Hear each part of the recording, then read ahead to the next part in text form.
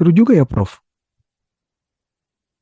Dunia terkagum-kagum dengan Indonesia dan bahkan mencontoh ke Indonesia. Tetapi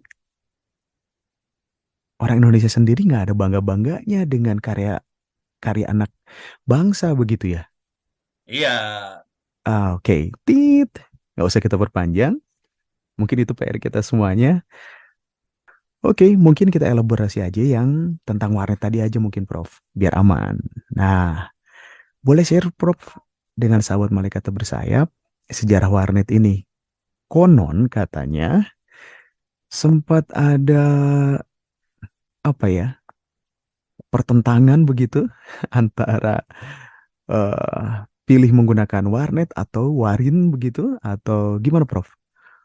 jadi sebetulnya kita dulunya perebutan istilah antara warung internet warin atau warnet dulunya kayak gitu. Berantem sih di antara kita. Kita enaknya pakai apa ya? Sebetulnya kalau nah yang seru adalah kata-kata warin, warnet dan sebagainya, warteg itu tidak ada di Undang-Undang Republik Indonesia. Cari aja.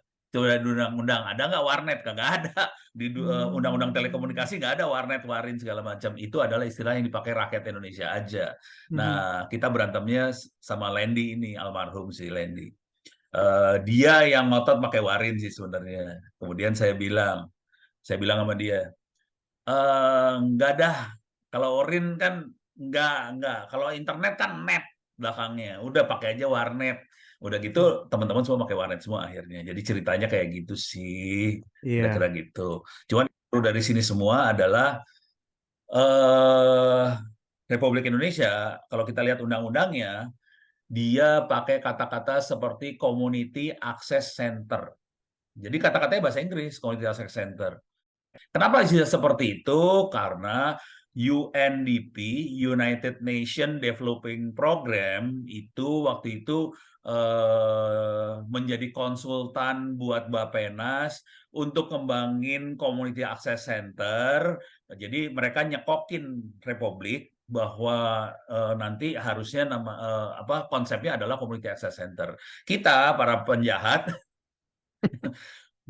bikin buku segala macam pakai istilahnya warnet. Akhirnya warnet yang diadopsi sama rakyat Indonesia. Sampai hari ini tidak ada kata warnet di kebijakan pemerintah sih. Gitu kisahnya. Nah, untuk sesuatu yang baru biasanya banyak resistensinya, Prof. Ada penolakan lah di sana sini. Pada zamannya, waktu itu lahirnya warnet ini apakah mengalami dulu penolakan-penolakan gitu, Prof? Penolakannya sebenarnya ya sampai sekarang banyak, seru lah. Tapi kira-kira gini logika berpikirnya lah. Yang namanya dunia usaha, apalagi ini suatu usaha baru, orang nggak tahu mereka memang bukan penolakan langsung digerebek, kagak sih. Penolakannya lebih ke arah eh, karena orang nggak tahu, eh, jadi mereka nggak datang banget gitu, tidak Hmm. menyambut baik. Penolakannya terutama ada dua hal besar yang bikin warnet itu banyak di apa ya, di sweeping sama aparat barangkali. Satu adalah masalah pornografi sampai sekarang juga tetap. Makanya warnet banyak berubah bentuk ke game online sih sebenarnya kalau sekarang. Jadi bukan ke Hmm. arah warnet yang biasa, lebih ke arah game online. Karena Hmm. di situ nggak ada urusan pornografi.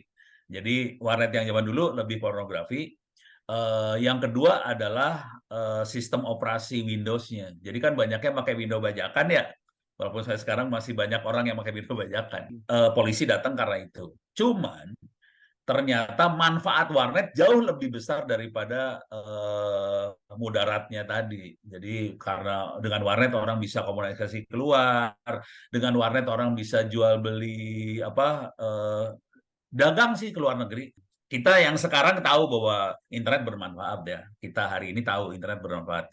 Pada zaman dulu mah nggak tahu apa itu internet, nggak tahu. Jadi sebetulnya para warnet-warnet ini yang paling berjasa di Republik ini buat memandaikan orang Indonesia. Jadi, tiap kali ada orang datang ke warnet, si admin warnet harus minterin orang tadi. Jadi mereka jadi guru. Iya, seru ya gitu. Prof ya. Seperti tadi kata Prof, Ya, ternyata teman-teman yang berprofesi sebagai penyedia jasa warnet atau penjaga warnet malah ikut mencerdaskan kehidupan bangsa ya Prof, berjasa ya pada zamannya ya. sangat berjasa. Hmm. Nah, yang menyebalkan gini, mereka kan minterin orang supaya orang bisa pakai internet. Hmm. Setelah orang bisa pakai internet, ada kebutuhan akan internet, masuklah teman-teman kayak teman-teman operator buat ngambil pasar yang udah dibikin sama penjaga warnet tadi tanpa bilang terima kasih. Waduh. Mengambil pasar yang dibikin sama teman-teman ini, akhirnya mereka yang dapat pasarnya. Ya tahu sendirilah kalau rakyat kan